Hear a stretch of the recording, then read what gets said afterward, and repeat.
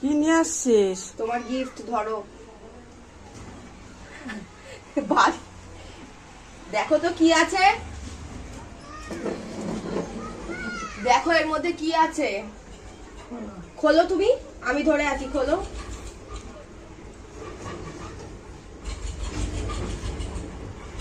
Surprise. হ্যাঁ, পুকুরের পুকুরের আমাদের পুকুরের মাছ। আচ্ছা, দেখা দাও। আপনি তো গিয়ে দেখতে পারবেন না, তাই আপনাকে দেখাতে নিয়ে এলাম। এটা কি মাছ বলো তো? পোনা।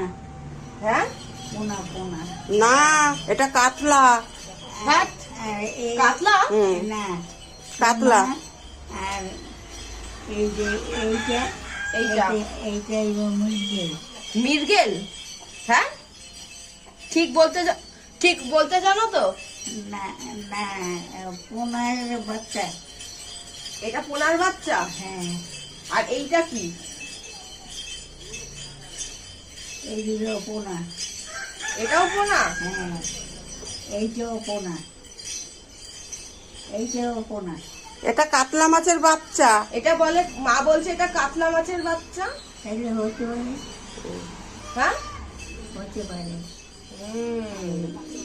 আনতেন তোমাকে দেখানোর জন্য। তুমি তো আর মাঠে পুকুর বারে গিয়ে দেখতে পারবে না।